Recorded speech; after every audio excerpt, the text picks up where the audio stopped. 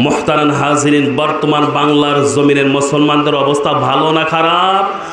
গোটা পৃথিবীতে মুসলমানদের অবস্থান ভালো না খারাপ? কথা বলেন। কোরআন আল্লাহর, আমরা আল্লাহর, জমিন আল্লাহর, জমিনে আলোচনা চলবে আল্লাহর কথা, ঠিক কিনা? এই জমিনের মধ্যে কারো কোরআনের উপর কারো খবরদারি করতে দেওয়া হবে না, কথা ঠিক কিনা? আল্লাহর জমিন, আল্লাহর কোরআনের কথা কেউ যদি বন্ধ করতে চায়, অচিরে এই দেশের রাস্তাঘাটে তাদের হাঁটা বন্ধ হবে, কথা ঠিক কিনা? বড় আফসোস লাগে, আজকে আমরা আমাদের গোষ্ঠীর কথা শোনার জন্য আপনাদেরকে ডাকি না, আমার পরিবারের কথা শোনার জন্য আপনাদেরকে ডাকা হয় না। আমরা তো ডাকি একমাত্র আল্লাহ এবং তার রাসূলের দিকে, আল্লাহর তার সময় ইসলামের দিকে, যে ইসলামের শাখা, যে ইসলামের শিকড় সাত তবক জমিনের ভিতরে, আর শাখা প্রশাখা ফুলে ফলে প্রস্ফুটিত হয়ে আরশ পাল্লা স্পর্শ করেছে। সুতরাং যারা ক্ষমতার দাপটে এই কোরআনকে ঠেলে দিয়ে নিক্ষেপ করতে চায়, ওদের এই বাংলার জমিনে ওদের কবর ও অস্তিত্বর উপর কবর হবে, সেই কবরের উপরে ইসলাম এবং কোরআনের পতাকা পথ করবে। চিল্লাকন, কথা ঠিক কিনা? একদল মুসলমান মুনাফিক আছে যারা ইসলামকে মানতে চায় না, কোরআনের কথা যারা শুনতে চায় না, তাদেরকে বলতে চাই, তোমরা কোরআনের মাহফিলে আসো, কোরআনের কথা শোনো, দেখবা অটোমেটিক তোমাদের দিলটা পরিবর্তন হয়েছে, কথা ঠিক কিনা? মুসলমান ভাইরা আমার, বড় আফসোস লাগে, বড় দুঃখ লাগে।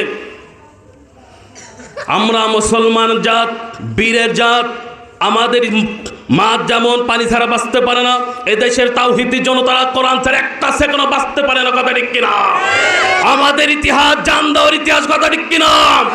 কোরআনের জন্য জীবন দিয়ে দিব ইনশাআল্লাহ। আমরা কোরআনের জন্য জীবন দিতে প্রস্তুত আছি। আমাদের ইতিহাস রক্ত দেওয়ার ইতিহাস, আমাদের ইতিহাস জীবনকে মৃত্যুকে আলঙ্গিন করে নেওয়ার ইতিহাস, কথা ঠিক কিনা? নামাজ যদি কোনো ব্যক্তি পড়ে, সালাম দিতে দিতে দিতে দিতে একদিন নবীর সুন্নত অন্তরের ভিতরে প্রবেশ করবে, কথা ঠিক কিনা?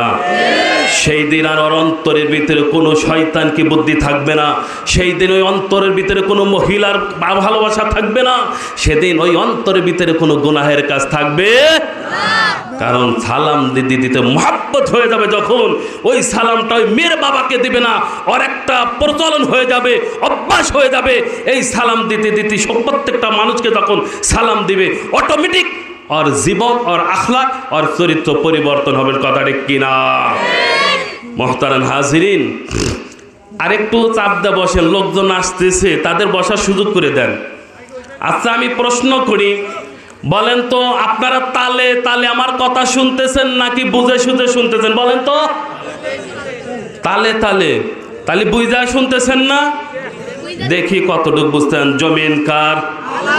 আসমান কার? এই কোরআন কার? বউ কার? দেখো, এরা বলে বুঝা শোনে। আমি কাদের সামনে এসে আজকে?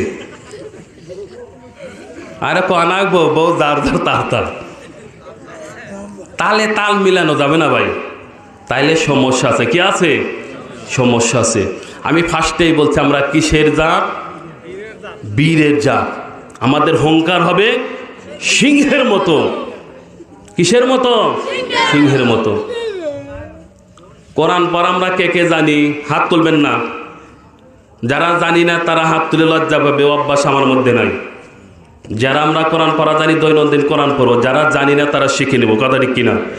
এখন যদি হাত তুললাম নেই, যারা পারে না তারা লজ্জা পাইলেন না, এটা নবীর আখলাক না, এটা নবীর সুন্নত না, কথা ঠিক কিনা? আমি আসছি আপনাদের এখানে কিছু শেখানোর জন্য, অপমান করার জন্য না, কথা ঠিক কিনা? আমরা হলাম বীরের জাত, মুসলমানের জাত, শাহ পরাণ শাহ, জালাল, এদের হলো উত্তরসূরি, কথা ঠিক কিনা? আমাদের হুঙ্কার হবে সেই রকম, কথা ঠিক কিনা? মুহতারাম হাজিরিন, বর্তমান বাংলার জমিনের মুসলমানদের অবস্থা ভালো না খারাপ? গোটা পৃথিবীতে মুসলমানদের অবস্থান ভালো না খারাপ? কথা বলেন। কোরআন আল্লাহর, আমরা আল্লাহর, জমিন আল্লাহর, জমিনে আলোচনা চলবে আল্লাহর কথা, ঠিক কিনা? এই জমিনের মধ্যে কারো কোরআনের উপর কারো খবরদারি করতে দেওয়া হবে না, কথা ঠিক কিনা? আল্লাহর জমিন, আল্লাহর কোরআনের কথা কেউ যদি বন্ধ করতে চায়, অচিরে এই দেশের রাস্তাঘাটে তাদের হাঁটা বন্ধ হবে, কথা ঠিক কিনা? বড় আফসোস লাগে আজকে আমরা আমাদের গোষ্ঠীর কথা শোনার জন্য আপনাদেরকে ডাকি না, আমার পরিবারের কথা শোনার জন্য আপনাদেরকে ডাকা হয় না। আমরা তো ডাকি একমাত্র আল্লাহ এবং তার রাসূলের দিকে, আল্লাহর তার সময় ইসলামের দিকে, যে ইসলামের শাখা, যে ইসলামের শিকড় সাত তবক জমিনের ভিতরে আর শাখা প্রশাখা ফুলে ফলে প্রস্ফুটিত হয়ে আরশ পাল্লা স্পর্শ করেছে। সুতরাং যারা ক্ষমতার দাপটে এই কোরআনকে ঠেলে দিয়ে নিক্ষেপ করতে চায়, ওদের এই বাংলার জমিনে ওদের কবর অস্তিত্বর উপর কবর হবে, সেই কবরের উপরে ইসলাম এবং কোরআনের পতাকা পথ করবে। চিল্লাকন কথা ঠিক কিনা? একদল মুসলমান মুনাফিক আছে যারা ইসলামকে মানতে চায় না, কোরআনের কথা যারা শুনতে চায় না, তাদেরকে বলতে চাই তোমরা কোরআনের মাহফিল আসো, কোরআনের কথা শোনো, দেখবা অটোমেটিক তোমাদের দিলটা পরিবর্তন হয়েছে। কথা ঠিক কিনা? মুসলমান ভাইরা আমার, বড় আফসোস লাগে, বড় দুঃখ লাগে। আমরা মুসলমান জাত, বীরের জাত, আমাদের মাছ যেমন পানি ছাড়া বাঁচতে পারে না, এদেশের তাওহীদি জনতারা কোরআন ছাড়া একটা সেকেন্ডও বাঁচতে পারে না। কথা ঠিক কিনা? আমাদের ইতিহাস জান দেওয়ার ইতিহাস। কথা ঠিক কিনা? কোরআনের জন্য জীবন দিয়ে দিব ইনশাআল্লাহ। আমরা কোরআনের জন্য জীবন দিতে প্রস্তুত আছি। আমাদের ইতিহাস রক্ত দেওয়ার ইতিহাস, আমাদের ইতিহাস জীবনকে মৃত্যুকে আলঙ্গিন করে নেওয়ার ইতিহাস। কথা ঠিক কিনা? বড় আফসোস লাগে, দুঃখের সাথে কথা বলতে হয়। আল্লাহ এক বান্দার বাড়িতে লেগেছে আগুন, আল্লাহর বান্দা মাইকিন করে দিচ্ছে, ও মুসলমান জাতি, আমার বাড়িতে লেগেছে আগুন, তোমরা ঘরে বসে রবে, আল্লাহ কি তা সবই, যার যা আছে তাই নিয়ে আমার আগুন নিবারের জন্য প্রস্তুত গ্রহণ করো। এমত অবস্থা আপনাদের জঙ্গলিপুর, হ্যাঁ কোনে মধুপুর? এটা মধুপুর, জঙ্গলিপুর না? ও তালে তাল মিলাইয়া গেছে। মধুপুর না মধুপুর? মধু মানে ভোটার তালিকার নাম লেখা দিছে, নাম হলো মধু। কি কথায় কথা ওঠে, বলা তো লাগে নাকি? ভোটার তালিকা নির্বাচনের আগের দিন দেখে ভোটার তালিকা, বাপের নাম ঠিক আছে, মায়ের নাম ঠিক আছে, ভাই গোরের নামও ঠিক আছে, কিন্তু মধু আর খুঁজে পায় না। কেন মধু নাম কই গেল? মধু খুঁজে পায় না। পরে দেখে হো লেখমু মধু, লেখছি শুধু, পামু কি? দেখো জঙ্গলিপুর মধুপুর, আমি করতেছি জঙ্গলিপুর, তাহলে কি মিলব? কথা ঠিক কিনা? হ্যাঁ, যে কথাটা বলতে চেয়েছিলাম, তো ওই যে মাইকিন হয়েছে, যার যা আছে তাই নিয়ে আগুন নিবাতে আসো আমার বাড়িতে। রাস্তাটা হেঁটে যাচ্ছে, বুড়ি মাথায় এলো খড়ি, চিন্তা করল মুসলমান ভাই মাইকিন করছে তার আগুন নিবাতে, যার যা কিছু আছে তাই নিয়ে আমার মাথায় আছে খড়ি। বুড়িমা বলল আমার মুসলমান ভাইকে সাহায্য করতে হবে, ওই আগুন নিবাইতে হবে, তাই আমার খড়িটা তার আগুনের ভিতরে দিলাম। বুড়িমা যখন খড়ি উপরে দিল, আগুন 50% আগুন নিবে গেল নাকি? এখন মনে করেন ওই এলাকার নতুন শ্বশুর জামাইকে দেবে ল্যাপতোষক, চিন্তা করলো বুড়িমা তার খড়ি দিল, আর আমি শ্বশুর ল্যাপতোষক জামাইকে 6 মাস পর কিনে দেওয়া যাবে, আমার মুসলমান ভাইয়ের বাড়ির আগুন নিবাইতে হবে। যার যা আছে তাই নিয়ে ল্যাপতোষক নিয়ে আগুনের উপর দিল, 80% আগুন নিবে গেল তখন নাকি? এর মধ্যে আর একজন দেখলো আপনাদের এই বালসাবাড়ি থেকে 5 লিটার কেরোসিন তেল নিয়ে আসলো, সে চিন্তা করলো বুড়িমা তার খড়ি দিল, শ্বশুর নতুন শ্বশুর তার ল্যাপতোষক দিল, আমি আল্লাহর বান্দা কেরোসিন দিতে আমার কোনো সমস্যা নাই, আমার মুসলমান ভাইয়ের আগুন নিবাইতে হবে। কেরোসিন যখন দিল ঢেলে, সম্পূর্ণ 100% আগুন নিবে গেল তখন নাকি? হ্যাঁ, নেবে নাই? ওই কি আগুনের মধ্যে খড়ি দিলে, ল্যাপতোষক দিলে, কেরোসিন দিলে যেমন আগুন লেবে না, আগুনের লেলিহা আর উপর দিকে উঠতেই থাকে। বাংলার জমিনে কোনো ব্যক্তি নাস্তিক মুরতাদ কোরআনের উপর যদি কোনো আঘাত করে, তারা যদি শক্তি প্রয়োগ করতে চায়, ওই কোরআনকে নিভাইতে পারবে না। নাস্তিক যারা কোরআনের দিকে ধিক্কার করে তাকাবে, মুসলমানি জাত, বীরের জাত ততই মাথা উঁচু করে দাঁড়াবে। কথা ঠিক কিনা? সেই কোরআনের মাহফিলে আজকে আমরা বসছি, এই কোরআনের মাহফিলে বসার কারণে আমাদের লাভ হবে না ক্ষতি হবে? কি পরিমাণ লাভ হবে? হযরত আবু হুরায়রা রাদিয়াল্লাহু তাআলা হতে বর্ণিত, যারা দ্বীনি মজলিসে বসেন, যারা মজলিসে বসে পুরা মজলিসকে ফেরেশতারা বেষ্টন করে রাখেন, আর একটা ফেরেশতা দৌড়ায় উড়াল দিয়ে যা আল্লাহ তাআলার কাছে, আল্লাহ দুনিয়ার বুকে তোমার কিছু পাগল বান্দা আছে, তোমার গুণগান গাইতেছে, তোমার মহত্ব বরত্ব প্রকাশ করতেছে, আমরা কি করতে পারি? আল্লাহ বলেন আমার রহমত দিয়ে তাদেরকে ঢাকিয়া দাও। ফেরেশতা বলে আল্লাহ ওই মজলিসের ভিতরে একজন পাপী ব্যক্তি আছে, যার জীবনে কোনোদিন নেক আমল করে নাই, ওই মজলিসে আছে, এমত অবস্থায় কি করব? আল্লাহ বলেন আমার রহমত থেকে আমার কোনো বান্দাই মাহরুম হবে না। ওই যে ব্যক্তি গুনাহ করেছে, নেক আমল করে নাই, তাকে সহকার আমার রহমত দিয়ে ডাকিয়া দাও। বাড়িতে যা কইন সুবহানাল্লাহ, আরে চিল্লায় কথা বলেন সুবহানাল্লাহ। আমার বড় পরেও আর একটা আছে বক্তা, একেবারে সস্তা। আর এক বক্তা আছে খিচুড়ি রহমাতুল্লাহ আলাইহি, জোরে কথা বললে সমস্যা নাই। ক্ষুধা লাগবে, কমিটি বর্গ আপনাদের জন্য খাবারেরও ব্যবস্থা করেছেন। খিচুড়ি রহমাতুল্লাহ আলাইহি নিজেও খাবেন, বাড়িতেও নিয়ে যাবেন ইনশাআল্লাহ। এবার আসেন মূল আলোচনার ভিতরে যাই। বলছিলাম একজন মহিলা 4 জন পুরুষকে নিয়ে জাহান্নামে যাবে, বলছি না? 4 প্রকারের সন্তানের বাবারা জান্নাতে যাবে। আইরে খুশি, দাম বাড়ছে বুঝি, আইরে চাচার দাড়ি বরাবর। ও চাচা, 4 প্রকারের সন্তানের বাবারা জান্নাতে চলে যাবে, চলে বলেন মারহাবা। বাবারা চিন্তা করে এর মধ্যে আমরা পড়ে যাই। 4 প্রকারের সন্তান, সন্তানের বাবা আল্লাহ পাক রব্বুল আলামিন কিয়ামতের ময়দানে জান্নাত দিয়ে দিবেন। তার মধ্যে 1 প্রকারের সন্তান এই মজলিসের ভিতরে আছে, আপনাদেরকে দেখাইয়া দিব কারা জান্নাতে যাবে। আজকে আপনাদের মজলিসের ভিতরে আছে, আমি তাকে দেখাইয়া দিব।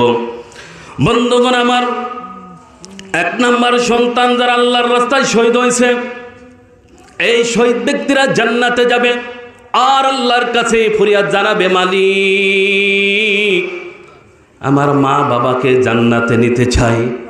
আল্লাহ পাক রব্বুল আলামিন তাদের মাধ্যমে তার মা বাবাকে জান্নাত দিয়ে দিবেন। বাড়ির যাবেন সুবহানাল্লাহ। কি ধরনের লোক, কিছুই বোঝে না। এই বেলকুচি থানায় আমি এর আগে এক মাদ্রাসায় চাকরি করছি, আব্দুর রহমান নাম, মুয়াজ্জিন। বউ মারা গেছে, বেতালে কান্না করতেছে, মারে তুই কি কথা কইবার চাইছিলি? মা আর কলি না রে মা। আমার ফোন দিয়েছে, হুজুর অমুক তো এই কথা কইতেছে। দৌড়ায় গেলাম, আপনি কি কন? কয় ভাই আমি কি কয়া কানমুতালি। তা আপনারা যদি ওই অবস্থা হয় সুবহানাল্লাহ আলহামদুলিল্লাহ কোয়া লাগবে, এটাও যদি না বলতে তাই তো সমস্যা। আল্লাহ পাক রব্বুল আলামিন যারা আল্লাহর রাস্তায় শহীদ হয়ে গেল, ওয়ালা তাকুলু লিমান ইয়াকতালু ফি সাবিলিল্লাহি আমওয়াত বাল আহইয়াউ ওয়ালাকিন লা তাশউরুন। যারা আল্লাহর রাস্তায় শহীদ হয় তাদেরকে তোমরা মৃত বলো না, তোমরা জানো না তারা মরে না, তাদেরকে তোমরা মৃত বলো না। আল্লাহ পাক রব্বুল আলামিন কিয়ামতের ময়দানে ওই শহীদদেরকে জান্নাত দিবেন, আর ওই শহীদরা তখন দাবি করবে, মালিক আমার বাবা মাকে জান্নাত দিয়ে দাও। আর এক প্রকারের যাদের সন্তান আলেম হাফেজ, যারা কন্যা মারহাবা, যাদের সন্তান আলেম হাফেজ, ওই আলেম হাফেজের বাবাকে কিয়ামতের ময়দানে মাথায় মুকুট পরানো হবে, তাজের মুকুট পরানো হবে। ওই কিরণ ওই সূর্যর থেকেও ওই মুকুটে এত আলো থাকবে, পুরা হাসরবাসী দেখবে ওটা হলো আলেমের মা বাবা। তাহলে আলেম বানানোর দরকার আছে কি না? আলেম বানাইলে কিন্তু ভাত কাপড় দেবে না। আলেম ছেলে, হাফেজ ছেলে মা বাবাকে ভাত কাপড় দেবে না। ওরা অল্প বেতন পায়, মানুষের কাছে চায়া চায়া মাদ্রাসা চালা।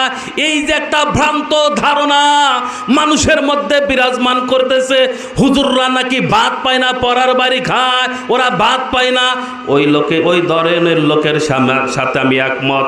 আসলে হুজুররা ভাত খুব কম খায়, বিশ্বাস করেন। ওই মেয়ারা গোস্ত কত করে কেজি? এই কুরবানির পর থেকে কে কয় মন খাইছেন? হ্যাঁ, আল্লাহ মন কথা কয়েক মন খাওয়াইছে। গোডাউন দেখেন কোন কারণে জানেন? ও ছিল আমার বাবা। আমার বাবা যদি আমাকে মাদ্রাসায় ভর্তি করে না দিতেন তাহলে আজকে এই পজিশন হয়তো আসতে পারতাম না। 700 টাকা কেজি, 1 কেজি দাম হলো 700 টাকা। আমার মতো হুজুর ওই খালি আশা করলেনি কবে কুরবানি ঈদ আসবো। আর এমন অবস্থা হয়েছে, হসপিটালে চিকিৎসা হইতেছি, ডাক্তার বলছে গোস্ত খায়েন না। যেই দিন চিকিৎসা হয়েছি, আর বাস্তব কথা, হসপিটালে থেকে আমি মাদ্রাসায় চলে গেছি, দেখি মাদ্রাসার লোক আছে দাওয়াত দার, এই যে একটানা গরু গোস্ত চলছে। বাবা যদি এই লাইনে না দিত না, ওই 700 টাকা দরের কেজি গোস্ত বছরে 1 কেজির জুড়তো না। কথা ঠিক কিনা? পাড়ার বাড়ি খাই তো আর দাঁত খিলাই, কিনে তো আর খাওয়া লাগে না। হ্যাঁ, তাহলে হুজুররা এর কি নিম খায়? এমনি আপনি দাওয়াত দেবেন একটা হুজুরকে, আপনি খান হলো পুকুরে মাছ, হুজুরকে যখন দাওয়াত দেবেন তখন আনবেন নদীর মাছ আর গরু গোস্ত। কথা ঠিক কিনা? এই হুজুরের উসিলা কিন্তু পরিবার ভালো খায়। জোরে কর, কথা ঠিক কিনা? আল্লাহ পাক রব্বুল আলামিন ডাকদা বলবেন, দাঁড়াও আলেমের মাকে, আলেমের বাবাকে দাঁড়াও, আজকে তাদেরকে আমি সম্মানিত করব। আল্লাহ পাক রব্বুল আলামিন সেই দিন আলেম হাফেজের মা বাবাকে জান্নাত দিয়ে দিবেন। 3 নম্বরের সন্তান, 3 নম্বর সন্তানের মা বাবা জান্নাতে চলে যাবেন। আজকে কথাটা আপনারা দিলের কান্দা শুনবেন। কিছু কিছু মানুষের সন্তান আছে যারা প্রতিবন্ধী, আছে না? এই প্রতিবন্ধীদেরকে কোনোদিন আপনারা চোখ রাঙ্গাইয়া কথা বলবেন না, অপবাদ দিবেন না। কিয়ামতের ময়দানে আল্লাহ পাক রব্বুল আলামিন এই সমস্ত প্রতিবন্ধীকে বিনা হিসাবে জান্নাত দিয়ে দিবেন। তাহলে বোঝা গেল যাদের সন্তান প্রতিবন্ধী তাদের গর্ব করার দরকার কিনা বলেন? আর আমরা মুসলমান যারা প্রতিবন্ধীদেরকে আমরা তিরস্কারমূলক কথা বলি, তওবা করার দরকার। কারণ আল্লাহ পাক রব্বুল আলামিন কিয়ামতের ময়দানে প্রতিবন্ধীদেরকে আল্লাহ জান্নাত দিয়ে দিবেন। 4 নাম্বার, ও মা বোনরা তোমরা দিলের কান্দা শোনো মা। 4 নাম্বার, ওই শ্রেণী, ওই সন্তানের মা বাবাকে আল্লাহ তাআলা জান্নাত দিয়ে দিবেন যেই সন্তান মাসুম অবস্থায় 2 মাস, 6 মাস, 1 বছর, 2 বছর, 3 বছর বয়সে মারা যায়। ওই সন্তানের মা বাবাকে কাল কিয়ামতের ময়দানে আল্লাহ তাআলা জান্নাত দিয়ে দিবেন। প্রতিবন্ধীদেরকে বলা হবে, আল্লাহ পাক রব্বুল আলামিন বলবেন যা তুই জান্নাতে যা। এই ধরনের প্রতিবন্ধী ছেলেরা বলবে, মালিক দুনিয়াতে আমার মা আমার বাবা মাকে অতি কষ্টে লালন পালন করেছে, আমাকে হাঁটার জন্য শক্তি দাও নাই, কথা বলার জন্য শক্তি দাও নাই, ভাত তুলে খাবো হাতে শক্তি দাও নাই। আমার মা কোনোদিন আমাকে গলা ধাক্কা দিয়ে বাড়ি থেকে বের করে দেয় নাই। আমার বাবা কোনো নদীতে আমাকে নিক্ষেপ করে নাই। আমার বাবা মাকে কাঁদিনে ঘুরছে। আমার বাবার কষ্ট হয়েছে, আমার মার কষ্ট হয়েছে, আমি কথা বলতে পারি নাই, আমি হাঁটতে পারি নাই। আমার মা আমার বাবা আমার উপর রাগান্বিত হন নাই। ও মালিক, আমার মা আমার বাবা আমাকে অতি কষ্টে লালন পালন করেছে, আত্মবাড়ি যা থাকতে পারে নাই, আমি তাদেরকে জ্বালা যন্ত্রণা দিয়েছি, থাকতে পারে নাই। কোনো মেহমান আসলে তাদের সামনে আমার মা বাবা ঠিক মতো বসতে পারে নাই, এত কষ্ট করেছে। এরপরে আমার মা আমার বাবা মাকে নিক্ষেপ করেন নাই নদীর মধ্যে, ঘরের মধ্যে থেকে আমাকে বের করে দেন নাই। আজকে আমাকে তুমি বলতেছ জান্নাতে যাও। আল্লাহ, আমি তো জান্নাতে যাব, কিন্তু আমার মা আর আমার বাবাকে রেখে আমি জান্নাতে যাব না। এই সন্তানরা যখন আল্লাহর কাছে ফরিয়াদ করবেন, আল্লাহ বলবেন যা বান্দা, তুই তার মা বাবাকে তালাশ করে নিয়ে জান্নাতে চলে যা। আল্লাহ পাক রব্বুল আলামিন হাসর কায়েম হবে, বিচার কার্য শুরু হয়ে যাবে। ছোট্ট ছোট্ট মাসুম বাচ্চারা ওই বিচারের মধ্যে শুধু লাফালাফি করবে, খেলাধুলা করবে, হই হুল্লা করবে। আল্লাহ পাক রব্বুল আলামিন ডাক দেয়, বল ও ফেরেশতার দল, বাচ্চাদেরকে আটকাও।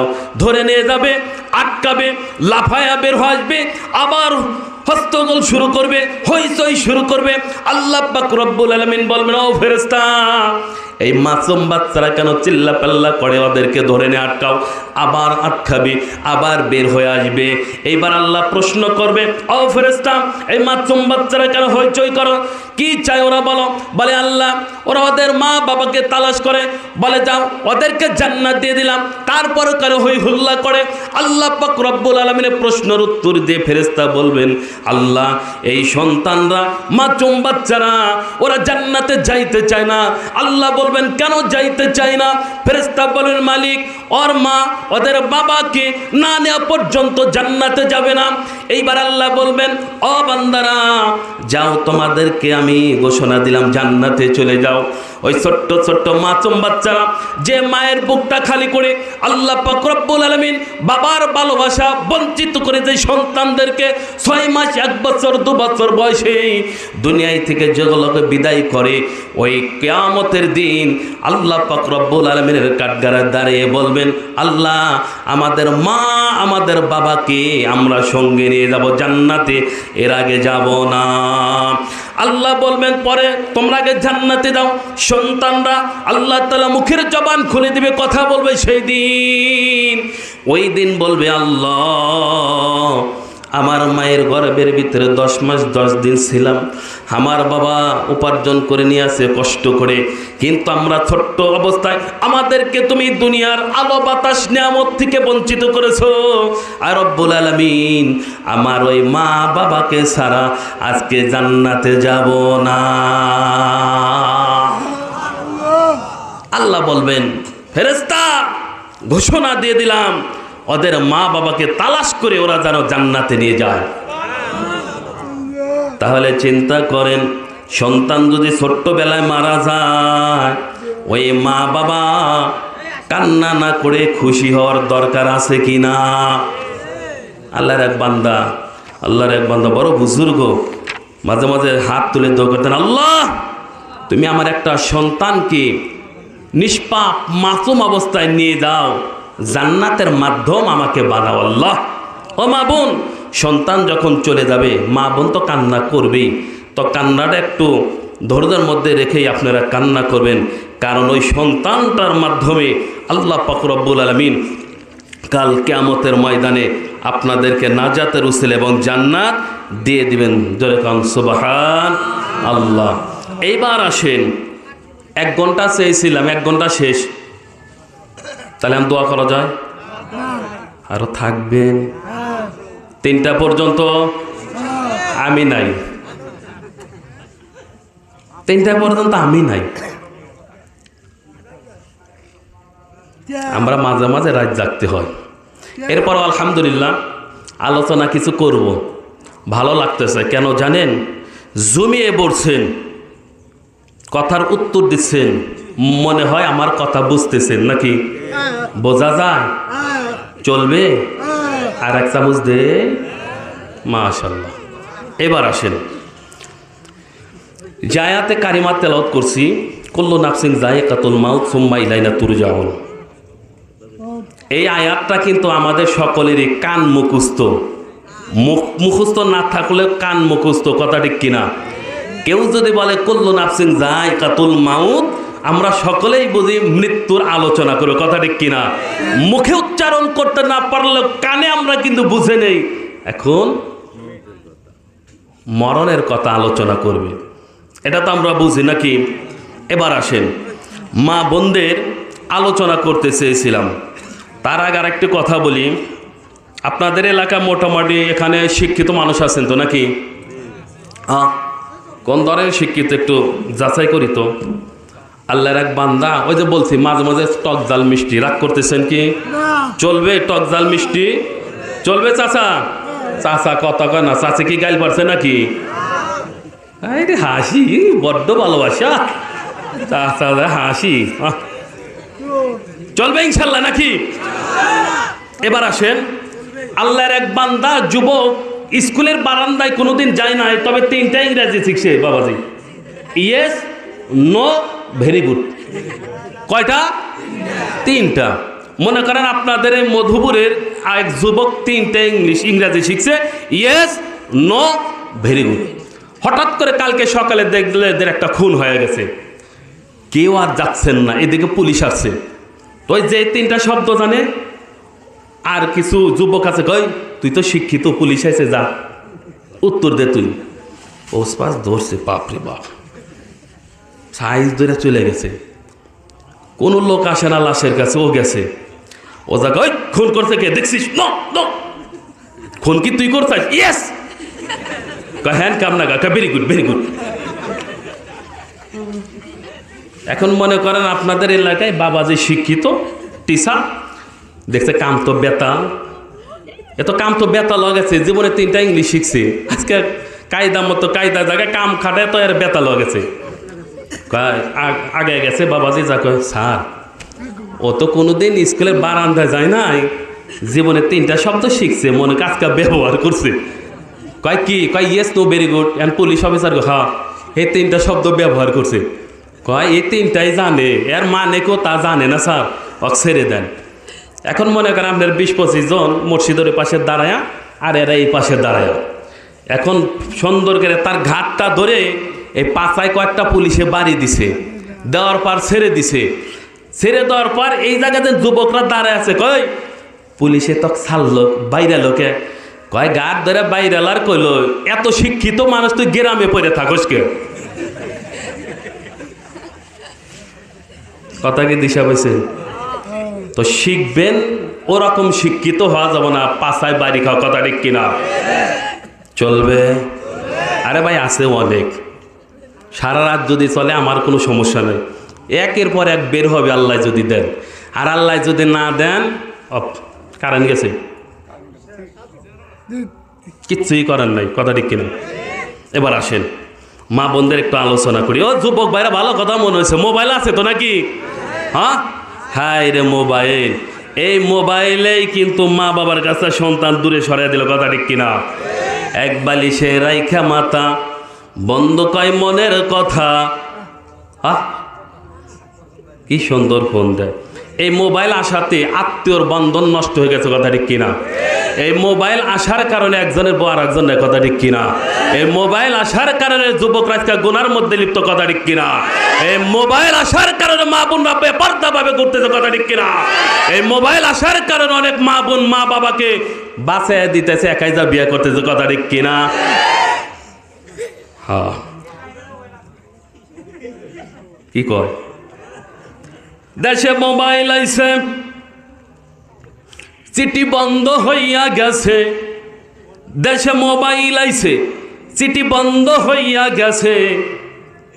পোলা মাইয়ার মনের কথা ভাসে বাতাসে, কথা কয় না? দেশে মোবাইল আইছে, চিঠি বন্ধ হইয়া গেছে। পোলা মাইয়ার মনের কথা ভাসে বাতাসে। দেখো দুষ্ট পোলার মন বাতা ফেসবুকে এখন, দেখো দুষ্ট পোলার মন বাতা ফেসবুকে এখন। মোবাইলে চ্যাটিং কইরা কাটাই সারাক্ষণ। আছে না? ফোনটা এসে না বাসাইছে, কিছুই দেখে না, মানে আছে না? দেখো দুষ্ট পোলার মন বাতা ফেসবুকে এখন। মোবাইলে চ্যাটিং কইরা কাটাই সারাক্ষণ। এই মোবাইল আইসা, এই মোবাইল পাইয়া ওই মদনের মাইয়া, এই মোবাইল পাইয়া ওই মদনের মাইয়া একই কাণ্ড ঘটাইল। স্বামী সংসার রাইখা বেটি পালাইয়া গেল, কথা কয় না? এরকম আছে না? চলবে, পরে বিরতি দিলাম। সুবহানাল্লাহ সুবহানাল্লাহ সুবহানাল্লাযী আমার বানাইছে আল্লাহ কবরের আসামি। মাতারি মরণ খুলিয়া দাও না, মাতারি মরণ খুলিয়া দাও না, নবী আমায় চেনে নাকি? আমারে বানাইছে আল্লাহ কবরের আসামি, ঠিক কিনা? সুবহানাল্লাহ সুবহানাল্লাহ।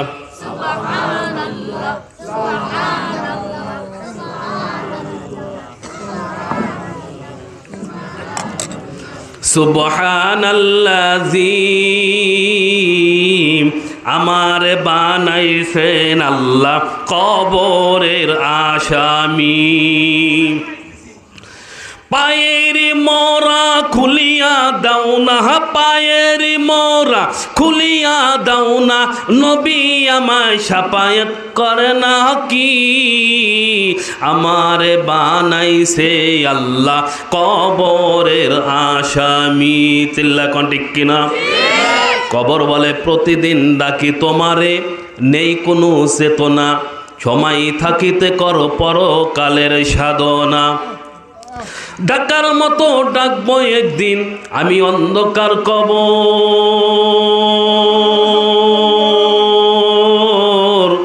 আসতে হবে আমার কোলে, রাখো না কেন খবর? 2600 আযাব গজব, 2600 আযাব গজব, থাকিবে তুমি একলা, যেদিন তোমার ডাক পড়িবে বইবে কান্নার মেলা। ছেলে মেয়ে কাঁদবে সবাই, ছেলে মেয়ে কাঁদবে সবাই, কেউ হবে না সাথী। আমি গৃহ অন্ধকার কবর, কেউ দেবে না বাতি। তোমার সম্বল ইমানের বল, তোমার সম্বল ইমানের বল, হিসাব করো পথে, শান্তি যদি পেতে চাও আমল আনিও সাথী। এই কথাগুলো বলে কবর আমাদেরকে প্রতিদিন ডাকে, আমরা কেউ শুনি না। কথা ঠিক কিনা? ওই অন্ধকার কবরে যাইতে হবে না আমাকে আপনাকে? দাদা গেছে, দাদি গেছে, নানা নানি আত্মীয় স্বজন অনেকে অন্ধকার কবরে চলে গেছে, গেছে না? সেইখান থেকে শিক্ষা অর্জন করার দরকার।